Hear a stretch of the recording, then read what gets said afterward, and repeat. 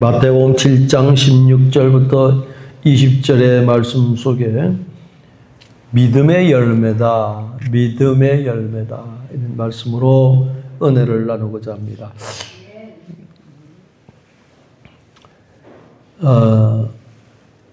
16절에 보면 가시나무에서 포도를 또는 엉겅퀴에서 무화과를 따겠느냐 이런 말씀이 있죠.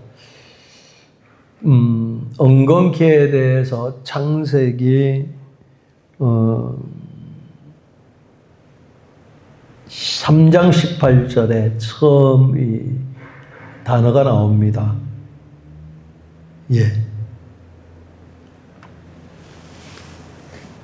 땅이 내게 가시덤불과 엉겅퀴를 낼 것이다 라고 할 때에 창세기 3장 18절에 엉겅퀴라고 하는 가시덤불과 엉겅퀴에 대해서 나오거든요. 근데 오늘 마태복음 16장에서도 가시나무에서 포도를 또는 엉겅퀴에서 무화과를 따겠느냐 했죠. 무화과도 역시 창세기 3장 7절의 말씀을 보면 거기서도 말씀이 나옵니다. 처럼 이 엉겅퀴나 무화과나무라 생각하면 여러분이 어떤 생각이 듭니까? 그렇습니다. 하나님의 말씀을 어겨서 저들이 눈이 밝아졌습니다. 그래서 눈이 밝아지기 시작하니까 벗은 줄로 알았답니다. 그래서 무화과나무를 엮어서 치마로 삼은 그 말씀이 창세기 3장 7절의 말씀을 합니다. 근데 왜 오늘 마태복음 7장 16절부터 쭉 20절의 말씀을 보면 왜 이런 말씀을 하셨을까 하는 것입니다. 그렇습니다. 내일이면 민족의 절기인 추석을 맞이합니다. 그래서 믿음의 열매다. 믿음의 열매다. 이때가 되면 늘 언급되는 말씀이 농부에 대해서 말씀을 많이 하게 됩니다. 농부들은 이 자연의 혜택을 받지 않고서는 농사를 지을 수가 없습니다. 여름 내내 그 무더운 이 여름 내내 흘린 땀, 그 결실이 이 가을에 추수하게 되는 것입니다. 저도 농사를 한 2평 정도 농사를 접은 경험이 있습니다. 근데 여기 이 동네가 아니고 저 너머인데 물 줘야죠, 비료 줘야죠, 아이고 주변에 하시는 분도 쫓아가려니까 너무 힘들더라고요. 그러면서 한편으로 깨닫는 것이 그 농사를 지어서 그 자녀들을 키우고 생활하시는 농부들을 보면 참 훌륭하시다. 참 저들은 박사님 중에 박사님이다. 그 씨를 뿌려서 가꾸어서 그것이 물질이 돈으로 되고 하는 이 과정을 보면 신기하기도 하고 참 존경스럽다 하는 생각입니다. 어떤 분은 평생 이 농사를 지으시다 보니까 손 마디마디가 대나무 마디처럼 울퉁불퉁하고 더 나아가서 손을 이렇게 쭉 피지도 못하는 그 손들을 보게 됩니다. 평생 얼마나 수고를 했으면 저런 모습인가. 어떤 분들은 또 허리가 땅에 닿습니다. 걸어 다닐 때도 허리를 못 펴고 다니신 분들이 있습니다. 그러면서 노래에 계시는 분에게 물어봅니다. 그래도 해가 가면 갈수록 허리는 아프지만 손가락이 이렇게 붓고 펴지지는 않지만 농사하는 그 맛이 너무너무 재미있다는 거예요. 지겹지 않습니까? 그러니까 저거 보라고 고추가 저렇게 달리는 걸 보세요. 또 씨를 뿌려가지고 그 열매가 맺는 걸 보세요. 얼마나 아름답고 얼마나 이쁜지 모릅니다. 그런데 자식들은 자꾸 하지 말라고 성화합니다. 그래요. 이처럼 여름 내내 흘린 땀의 결과로 우리들은 그 과일을 맛볼 수가 있고 또 핵곡식과 핵과일을 먹을 수가 있습니다.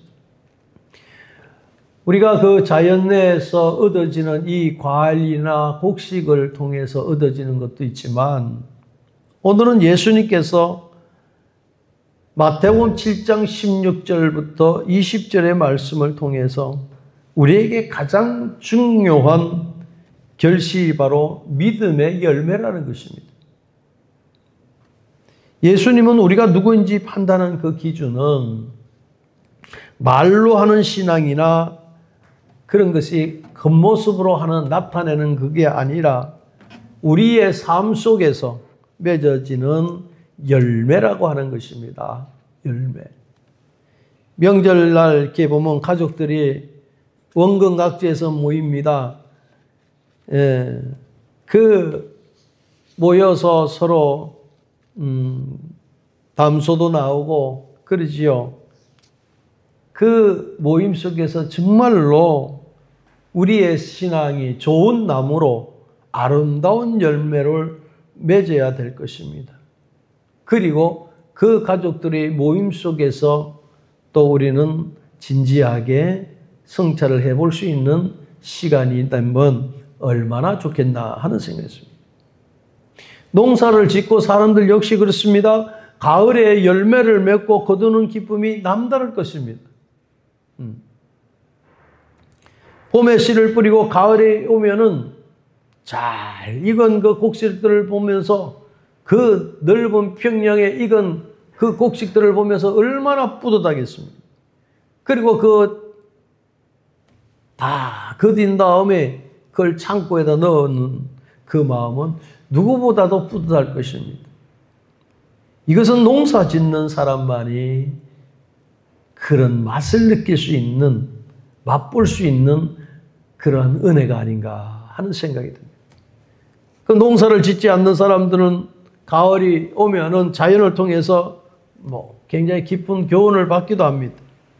가을이 오면 첫째 뭐가 있습니까? 낙엽이라는 것이 있습니다.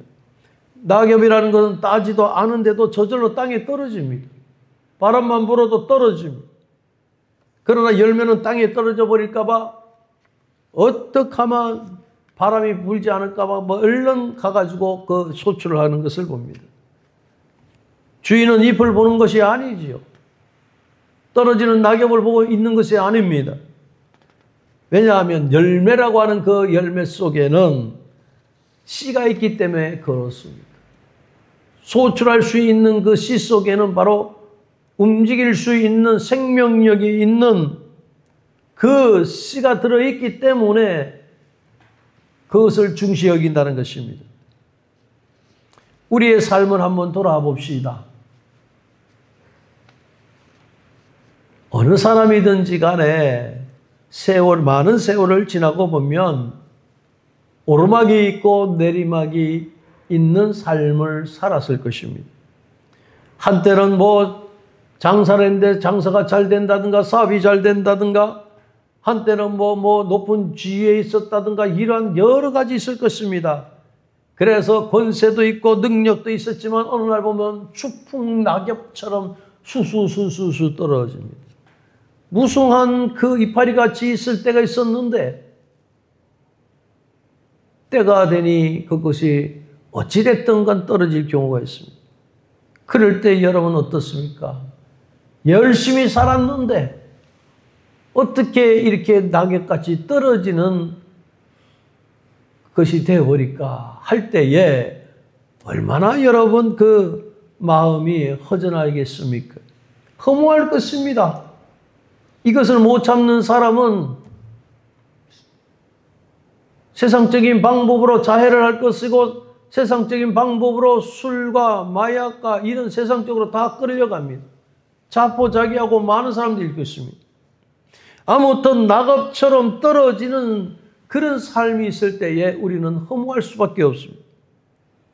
오늘 우리는 추석을 맞이해서 우리에게 영적인 열매가 있는가라고 하는 생각을 해봐야 되겠습니다. 농사하는 방법을 생각해 보면 가을이 오면 타작을 하기 시작합니다. 그리고 알곡을 걷어들이지요. 알곡은 걷어들여서 그 정미소에서 막 빻아가지고 또 수매를 하기도 합니다. 그래서 언제 필요적절할 때에 그 곡식을 다 털기도 하고 그러지요. 아무튼 쭉재기는 보관할 수가 없습니다. 알곡만 보관을 할 수밖에 없는 것입니다. 그리고 나머지는 어떨까요? 과일도 마찬가지입니다. 과일도 다 수확을 난 다음에 떨어지는 낙엽 같은 경우는 태우든지 그럴 것입니다. 쭉재기 역시도 소용이 없는 것입니다. 한마디로 영걸은 그 알곡만이 창고에 들어갈 수 있습니다. 마태복음 3장 8절부터 12절에 세례 요한은 광야에서 소리를 칩니다. 그래서 외치는 소리라 그럽니다. 이 말씀은 오늘 읽어드린 말씀과 마태복음 3장 8절부터 12절의 말씀은 공통된 어법으로 씌워졌습니다. 그것은 바로 뭐하냐 하면 회개에 합당한 열매를 맺으라는 것입니다. 9절의 말씀을 보면 아브라함이 우리 조상이라고 생각하지 말아라 했습니다. 내가 너희에게 이르되 하나님이 능히 이 돌들로 아브라함 자손이 되게 하겠다고 말씀을 하고 있습니다. 돌들 보고 아브라함의 자손이 되게 하리라.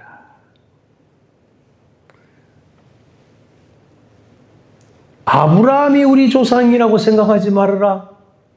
너네들이 그렇게 늘 마음을 갖고 있는 그런 마음이 올바르지 않다고 하는 것을 세례 요한은 지적을 하는 것입니다. 8절에는 회개에 합당한 열매를 맺으라 그랬지 않습니까? 10절에는 도끼가 나무 뿌리에 놓았으니 좋은 열매를 맺지 아니하면 나무마다 찢겨 불에 던진다고 말씀하고 있습니다. 마태복음 7장 16절부터 19절의 말씀도 마찬가지입니다.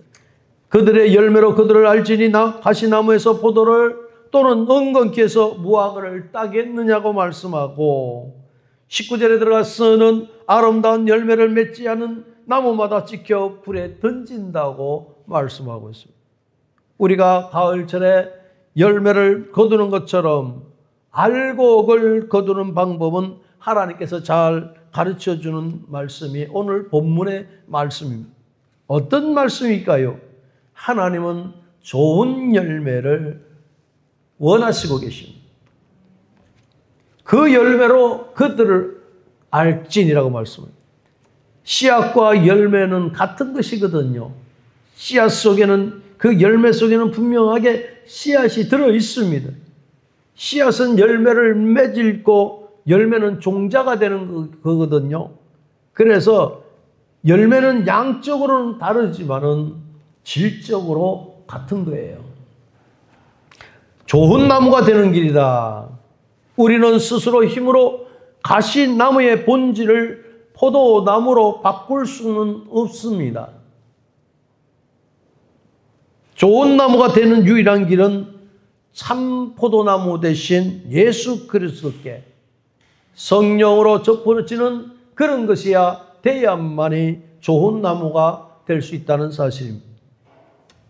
그래서 그분께 붙어 있을 때에 그분의 성령이 우리에게 흘러 들어올 때에 자연스러운 열매를 맺을 수가 있다는 것입니다. 16절부터 17절의 말씀을 보면 예수님은 지극히 상식적인 자연의 법칙을 예로 들지요. 가시나무에서 포도를 또는 엉겅퀴에서 무화과를 따겠느냐고 16절에 말씀합니다. 우리에게 그런 말씀을 던졌을 때에 우리는 100% 그러겠습니다. 아니요.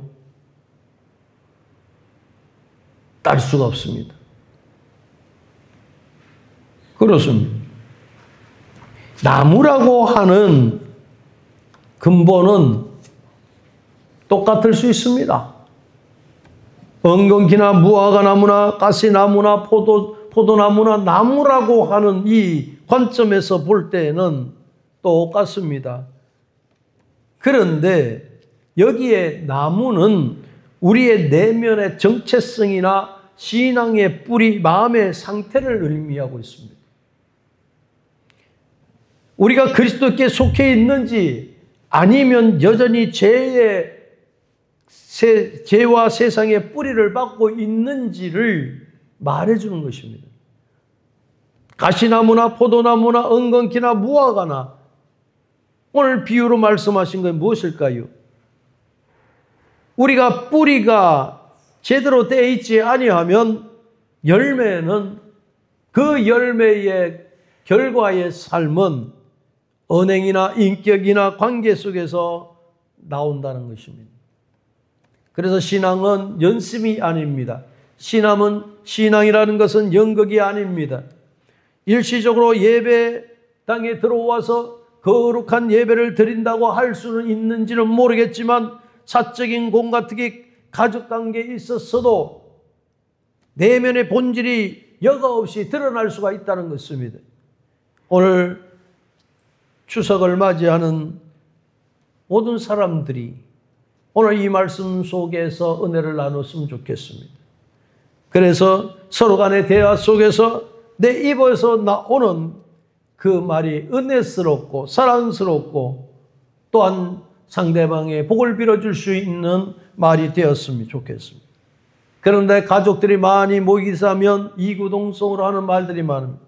오래간만에 좋은 음식 먹고 좋은 과일을 먹음에도 불구하고 서로가 판단하기도 하고 서로가 결기를 내고 막 가시같이 또한 엉겅퀴와 같이 나오는 사람들이 있는 것을 보게 됩니다. 그러나 오늘 18절에는 좋은 나무가 나쁜 열매를 맺을 수 없고 못된 나무가 아름다운 열매를 맺을 수가 없다고 말씀하고 있습니다. 여기서 좋은 나무라는 것은 뭔가요? 덴트론 아가돈이라고 하는 그 엘라 말에 확실하게 소출을 할 수 있는 건강한 나무라는 걸 말하고 있습니다. 건강한 그 나무에서 아름다운 열매를 맺는다는 것을 말씀하고 있습니다. 그런데 여기 못된 나무라는 건 사프론 데트론이라고 하는 그 뜻을 갖고 있는데 이 못된 나무는 대체적으로 기대를 할 수 없는 기대에 못 미치는 건강하지 못한 그러한 나무를 말하고 있습니다. 그러니까 한마디로 이 나무는 별 가치가 없는 나무다 이렇게 볼 수가 있습니다. 이 말씀 속에 오늘 좋은 나무가 나쁜 열매를 맺을 수가 없다 그랬고 못된 나무가 아름다운 열매를 맺을 수 없다고 이 대조를 합니다. 이 말씀은 위선의 한계를 말씀드리고 있습니다. 못된 나무가 일시적으로 아름다운 꽃 좀 피울 수가 있을지는 모르나 결국은 그것이 독이 되어서 쓴맛을 낸다는 것입니다. 마찬가지로 신앙에 뿌리가 없는 사람은 외적인 종교 행위를 할 수 있는 그것은 할 수 있을지 몰라도 봉사도 할 수 있고 헌금도 할 수 있고 겉으로 보이는 겸손도 얼마든지 흉내낼 수 있습니다.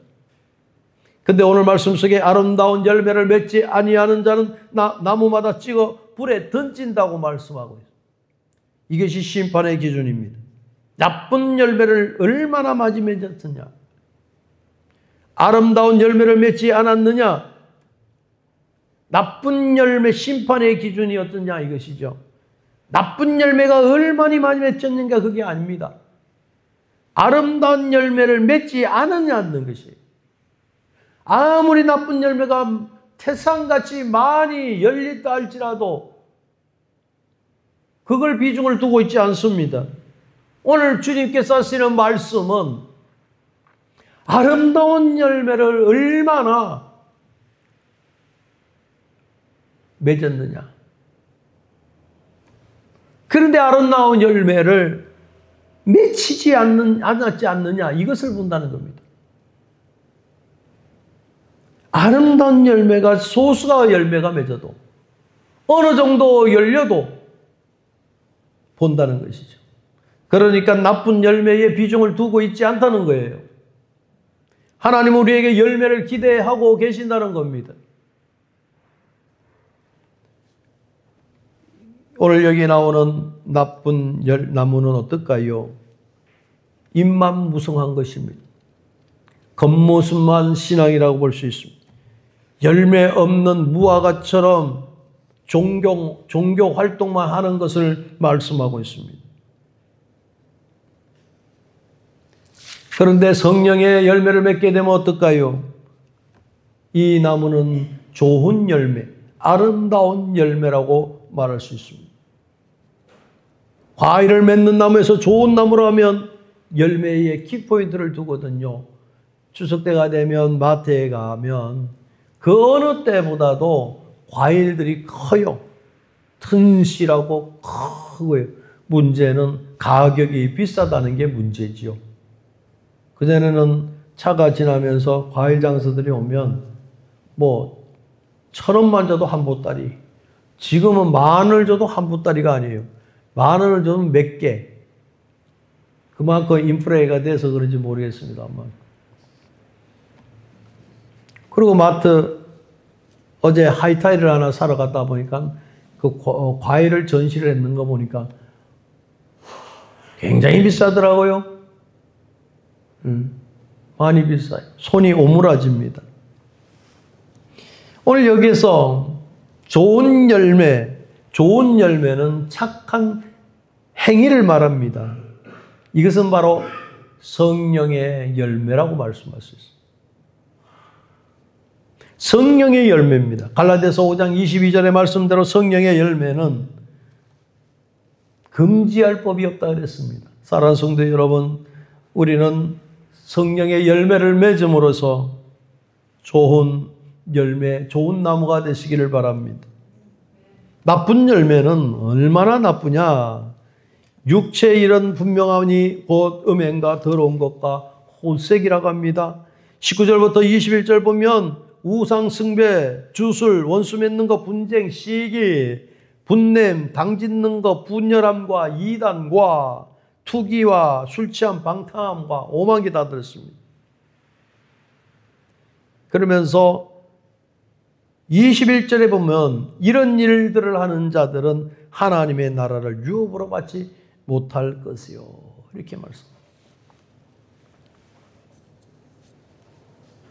하나님이 원치 않는 거지요. 악한 행위를 안 한 거지요. 하나님을 믿는 신앙 안에서 올바른 열매를 맺지 않으려고 애를 쓰는 것입니다. 그래서 갈라디아서 5장 19장 21절의 말씀은 이런 것들이 나쁜 열매라고 분명하게 말씀하고 있습니다. 여러분, 이것쯤이야라고 생각하는 사람들이 과반수가 있습니다. 교회 다니면서 그럴 수도 있지. 여러분, 분명하게 말씀합니다. 오늘날 매스컴이나 유튜브에서도 성경적이 옳으냐, 안 옳으냐, 요즘 그런 때가 있습니다. 여러분, 인간적인 상식으로 판단하지 마시고 말씀을 가지고 판단하시기 바라요. 분명하게 오늘 갈라디아서 5장 22절부터 23절에는 좋은 열매, 성령의 열매는 분명히 이런 것이다, 저런 것이다. 사랑, 희랑, 오래, 참음, 자비, 양성, 충성, 온유, 절제, 이런 것은 아름다운 열매라고 분명히 성경에 써 있거든요. 성경에 써 있긴 써 있는데 이걸 100% 우리가 그것을 받아들이면서 열매를 과연 맺고 있느냐 하는 그 생각을 해봐야 될 것입니다. 나쁜 열매에 대해서는 그렇게 관대한지를 모릅니다. 우상 숭배는 하나님이 싫어하잖아요. 주술하는 거, 원수 맺는 거, 분쟁하는 거, 시기하는 거, 분내는 거, 당짓는 거, 분열하는 이단하고 있는 거. 오늘날은 모르는 줄 아십니까?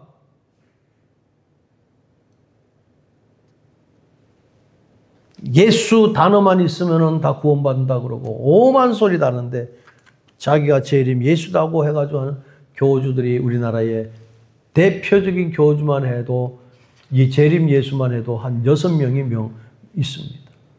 그 때로는 그렇습니다. 여자도 하나님이라 그래요. 하나님인데 법정이 왔다 갔다 하지요. 여러분, 어쨌든 간에 예수를 팔아먹는 것은 가룟 유다와 똑같습니다. 우리가 삶에 있어서 투기나 술 취함과 방탕함 이런 것을 경계한다 그랬죠. 육체적으로 정욕적으로 심는 것, 육체를 위해서 거두는 열매라고 말씀하고 있습니다. 그래서 갈라디아서 6장 8절의 말씀은 자기 육체를 위하여 심는 자는 육체로부터 썩어질 것을 거두고 성령을 위하여 심는 자는 성령으로부터 영생을 거둔다고 말씀을 하고 있습니다. 이 말씀 자연은 진실하다는 것입니다. 심는 대로 거두게 된다는 말씀이거든요. 콩 심은 데 콩 나고 팥 심은 데 팥 난다 그러지 않습니까? 그 씨를 어떻게 심느냐 따라서가 아니라 씨를 심는 것마다 제대로 나온다는 것입니다. 자기 육체를 위해서 심는 자는 육체로부터 썩어질 것을 거둔다 그랬습니다. 오늘 우리는 말씀 속에서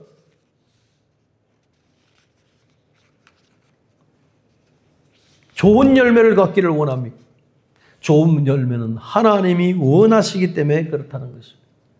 우리가 하나님을 믿고 살아가는 성도들에게는 하나님이 원하시는 것을 믿음의 열매를 하나님께 내보일 수 있는 신앙이 되어야 된다고 했습니다. 욕심이 마음밭에 뿌려지면은 죄를 낳을 수밖에 없고 결국은 죽음이라는 열매를 거둘 수밖에 없다는 것 아닙니까? 마음밭에 탐심한 것을 심으면 도둑놈이 되는 것입니다. 마음밭에 거짓을 심으면 그 거짓이라는 것이 거두게 되고 망하게 될 수밖에 없는 것입니다. 그래서 우리가 마음먹기 달렸다 그러잖아요. 여기에 마음먹기 달렸다 하는 것은 그렇습니다. 우리가 마음을 대잡아 먹고서 결심을 하고 한번 살아보겠다. 어떤 좋은 일로 생각해서 마음먹기에 달렸다. 이것이 힘든 일이든 힘들지 않은 일이든 버거운 일이라도 마음을 다시 한번 다져보면 성공하지 않겠는가 하는 그 말일 것입니다. 사랑하는 성도 여러분, 우리는 그리스도를 믿는 하나님의 백성입니다. 우리 주님께서는 우리에게 좋은 열매를 맺기를 원합니다. 그러나 마음이 올바르지 못한 마음이 있었습니다. 야곱이라는 사람은 아버지를 속이던 사람입니다. 결국은 자기 아버지 이삭을 속여서 복을 받는다 그랬지만 요셉이라는 아들이 죽었다는 그러한 소식을 듣고 마음이 아파했습니다. 형제들이 요셉이 죽었다고 아버지께 연락을 했거든요. 거짓말이었거든요. 속였거든요. 속이는데 달인이었습니다. 야곱이라는 사람이. 얼마나 아픈 마음을 가졌겠느냐 하는 것입니다. 다윗이라는 사람은 우리아 아내를 간통을 했습니다. 그리고 우리아를 전쟁터에 더 치열한 전쟁터에 내보내서 죽게 만들었습니다. 그런데요, 그 아들에 의해서 똑같은 보복을 당합니다. 그래서 여하튼 육체를 위해 심는 자는 육체로부터 썩어질 것을 거둔다고 말씀하고 있습니다. 다윗은 자기의 죄에 대해서 본질을 알았습니다. 이것이 우연하게 된 것이 아니고 자기 안에 있는 죄악의 씨가 있기 때문에 그 죄악의 씨가 열매를 맺었기 때문에 그렇습니다. 그래서 시편 51편을 말합니다. 내 죄가 내 죄가를 아오니 내 죄가 항상 내 앞에 있나이다. 이렇게 고백을 합니다. 3절의 말씀을 보면 내 죄를 시인합니다. 내 죄가 늘 나를 괴롭힌다고 쉬운 성경에는 이렇게 쉽게 말하고 있습니다. 51편 5절은 내가 죄악 중에 출생하였으며 어머니가 죄 중에서 나를 잉태하였다고 말하고 있습니다. 그러므로 우리 행동은 모든 열매는 그 양이 많고 적은 문제가 아니라 그 씨앗이 맺어놓은 결과를 봐야 된다는 것입니다. 시편 51편 10절의 말씀, 하나님이여 내 속에 정한 마음을 창조하시고 내 안에 정직한 영을 새롭게 해달라고 기도하는 모습을 봅니다. 새로운 마음을 창조해달라는 것입니다. 하나님이 내 마음 속에 새로운 창조의 역사가 일어나야만 이루어지는 것이지 우리 말대로 노력해서는 아니 된다는 것입니다. 우리가 특히 마음 잡았다는 얘기를 합니다. 나 마음 잡고 뭘 했어? 마음 잡고 요번에 뭘 끊기로 했어? 결단했어? 아닙니다, 여러분. 진정한 것은 창조의 역사 속에 새로운 마음을 집어넣으시는 하나님의 능력만이 우리를 변화시킬 수가 있다는 사실입니다. 저는 언젠가 어떤 분하고 얘기를 하는 중에 그런 얘기를 해요. 사람은 안 변한다고. 여러분, 안 변할 거 뭐하러 예수 믿습니까? 안 변할 건 뭐하러 믿습니까? 아주 겸손한 듯이 얘기를 합니다. 우리는 변해야 되는 것입니다. 이전 것은 지나갔으니 보라 새 것이 됐다고 말씀하지 않습니까? 예수 그리스도의 생명의 역사를 통해서 하나님의 생명의 말씀이 우리 안에 들어왔는데 안 변한다고요? 안 변하는 게 기적이지요. 변하는 것은 당연한 거예요. 예수 그리스도를 진정으로 알고 우리 나무가 똑바로 올바른 나무가 있으면 좋은 열매를 맺을 수 있다 그랬습니다. 주님께서는 나는 포도나무라고 말씀하지 않습니까? 우리 포도나무, 그 주님의 포도나무에 우리가 붙어 있으면 열매를 맺어 있는데 거기에 은근기를 낼 수 있겠습니까? 무화과 열매를 맺을 수 있겠습니까? 아닙니다. 포도 열매를 맺을 수 있습니다. 그런데 안 변한다고요? 변하기 때문에 예수를 위해서 목숨 걸고 살 수 있는 겁니다. 예수 믿고 변했기 때문에 주를 위해서 살아갈 수 있는 것입니다. 안 변하면 세상 사람과 뭐가 달랄까요? 10수년씩이나 목회를 했던 분입니다. 겸손하게 얘기합니다. 제가 속으로 그럽니다. 살아계신 하나님을 믿지 아니함으로 말미암아 성경의 말씀을 그대로 읽고 전한 그것이 되었기 때문에 그렇지 않겠습니까? 너희는 이 마음을 품으라 곧 그리스도 예수의 마음이라고 말씀합니다. 우리 십자가를 위해서 저와 여러분을 위해서 억만 가지 죄를 사해 주시는 그 능력자 되신 그 하나님을 믿는데 어떻게 그 십자가 밑에 우리가 깨어지지 않고 부서지지 않고 살아갈 수 있겠다는 얘기입니까? 사랑하는 성도 여러분, 열매는 필요한 것입니다. 열매가 필요합니다. 시대마다 다 필요하겠지만 특히 이 시대는 더 필요합니다. 왜? 과거의 사람들은 훈련과 연단을 통해서 다 지냈지만 이 시대들 많은 사람들이 힘들어하고 버거워합니다. 무엇을 이겨나갈까요? 무슨 희망을 걸고 이겨나갈까요? 무슨 소망이 있다고 이겨나갈까요?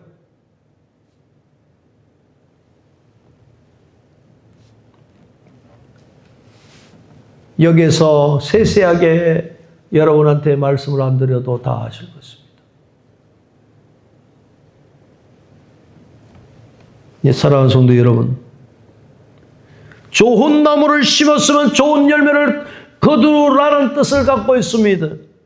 우리 주님께서 주 예수를 믿으라 그리하면 너와 내 집이 구원을 받는다 했으면 예수 그리스도로 말미암아 구원받은 하나님의 백성은 당연하게 구원받은 백성으로서 그 열매를 맺어야 되는 것이 좋은 나무와 좋은 열매를 맺는 것이거든요. 본문의 말씀은 구구절절하게 나온 말씀이지만은 한마디로 나무를 바꾸라는 얘기예요. 그러면 나무를 바꾸면 선한 열매를 맺을 수가 있습니다. 선한 열매를 내가 아무리 맺으려고 해보세요. 돌을 닦는다고 그 선한 열매가 될 수 있다고 생각합니까? 아닙니다. 철학을 한다고 해서 그 선한 열매가 될 수 있다고 생각합니까? 하나님의 말씀, 생명의 말씀을 받아들여야 변한다고요. 변해야 됩니다. 변하지 아니하면 믿을 필요가 없어요. 구주 예수 의지함이 심히 기쁜 일일세 그러잖아요. 심히 기쁜 일이래요. 예수 믿는 것은 받은 증거가 많다 그러지 않습니까? 그런 예수를 믿는 것이고 그런 예수를 찬양하는 거예요.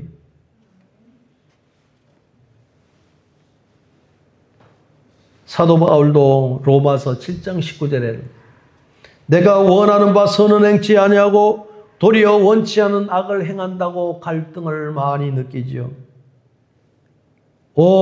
나는 공고한 사람이다. 이 사망에 누가 나를 건져내려 하면서 로마서 24장에 분명히 합니다. 그렇습니다. 인간의 비참한 현실을 말해주고 있거든요. 나는 왜 이 모양일까? 나는 왜 원치 않는 착한 일을 행하지 못하고 있을까? 왜 악한 생각만 잡고 하고 넘어질 것인가? 이것은 분명히 나는이 들어갔었습니다. 못된 종자이기 때문에 그렇습니다. 누가 이 종자를 바꿔줄 거 탄식하는 거예요?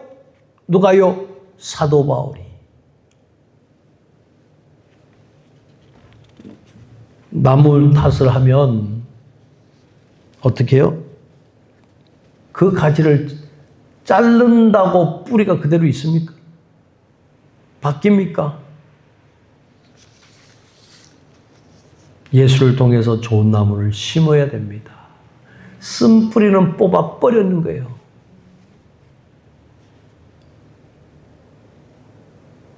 아깝다고 내버려 둡니까? 어떤 사람이 그래요. 난 이 승질을 버리면 바보 될 것 같다고. 그래서 그래도 남자는 남자 정도 되면 성깔이 좀 있어야지요. 성질이 있어야죠. 그래요. 그거 보면 남들이 나를 바보같이 본다고. 힘아가리 없는 사람 같고 그렇다고.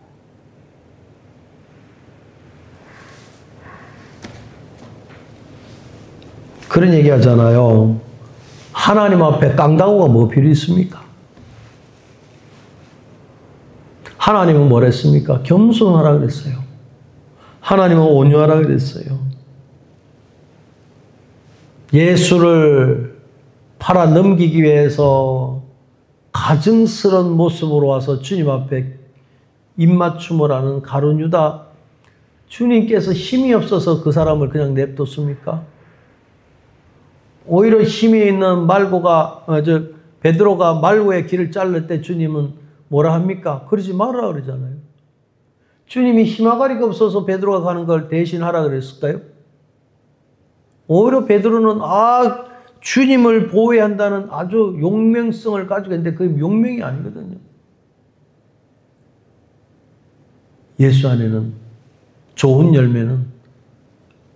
열매에 성품이 있어야 됩니다. 이번 추석을 통해서 삼남만상을 하나님 주신 거, 오국백가를 주시는 거, 모든 것도 아버지 은혜 속에 있는 감격에 찬 추석이 됐으면 좋겠어요.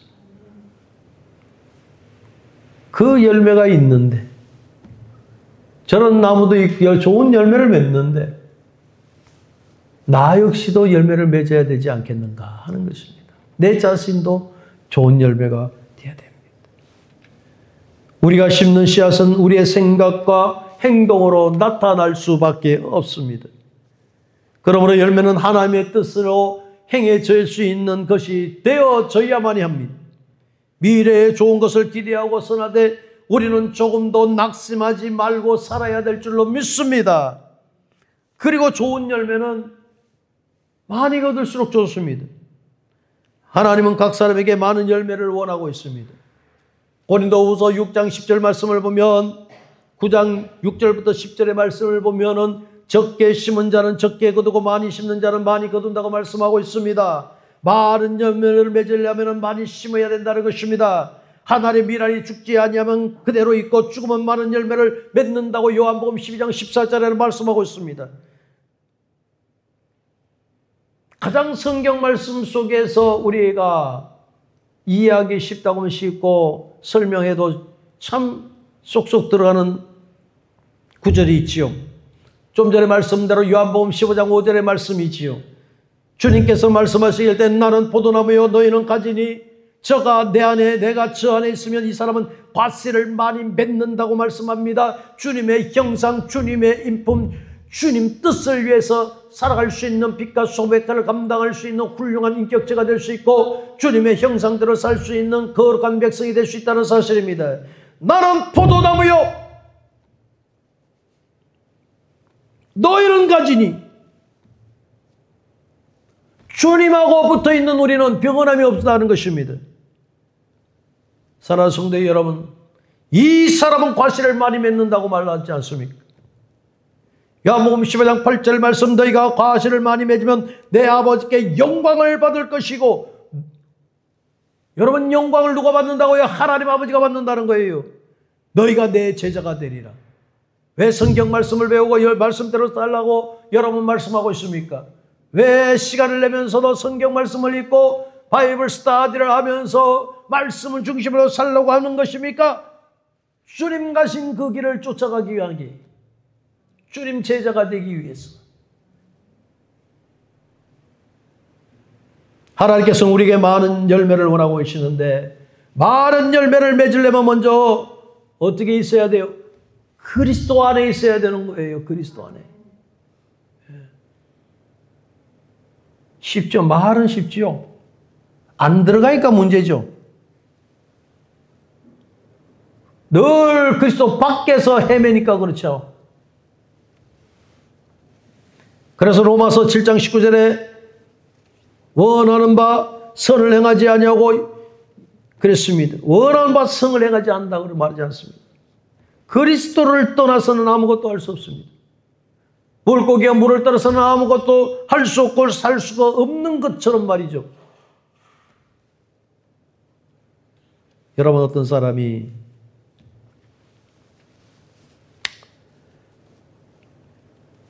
선한 사람이 되어서 세례도 받고 교회를 다니겠다 하는 사람은 평생 가도 교회 못 나옵니다. 아무도 세례를 받을 사람이 아무도 없습니다. 세례가 못 가요. 너희 죄가 주홍같이 붉을지라도 양털같이 새하죠. 주 예수의 이름으로 세례를 주로 말미암아 우리가 사함을 받는 과정이거든요. 그런데 우리의 힘으로써 우리가 다 정결하고 될 수 있겠느냐 하는 거예요. 하나님의 은혜를 받아서 우리는 열매를 맺는 거예요. 내 노력은 안 됩니다.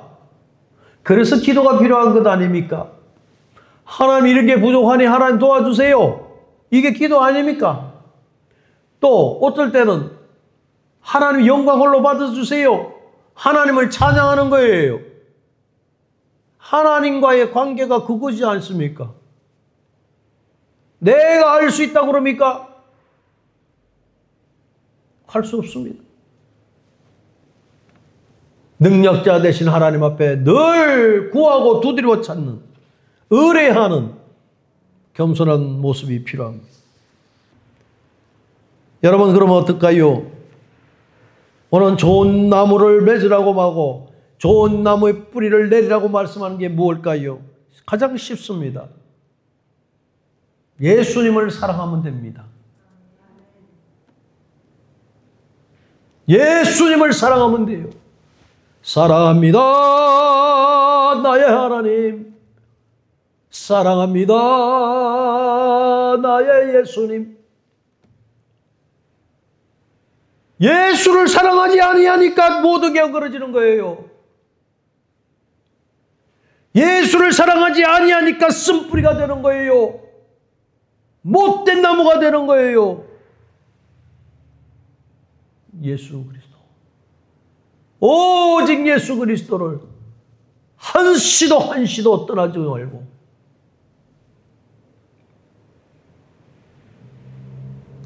내가 사랑하는 예수. 그런데 내가 사랑하는 예수가 이미 나를 사랑하고 계셨기 때문에 그 비중이 주님이 더 크다는 거예요. 내가 믿는 그 하나님을 내가 믿는다고 하지만은 나를 믿게 되게끔 하시게 하는 하나님이라는 거예요. 할렐루야. 열매 없는 것은 심판입니다. 마태복음 21장 19절 볼 때 말씀에 주님께서는 예루살렘에 들어오시다가 무화과나무를 보는데 그 무화과나무에 열매를 없는 걸 봤습니다. 예수님은 이 열매 없는 나무를 보면서 이제로부터 영원토록 내게 열매가 맺지 못하리라 하면서 할 때에 그 나무가 즉시로 말라 죽었다 그랬습니다. 이게 무슨 얘기입니까? 하나님을 믿으면 열매가 있어야 된다는 거예요.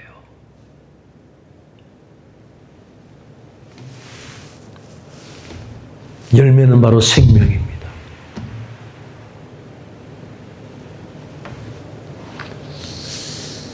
열매 속에는 생명의 씨가 있기 때문에 그것이 영원히 존재할 수가 있는 거예요.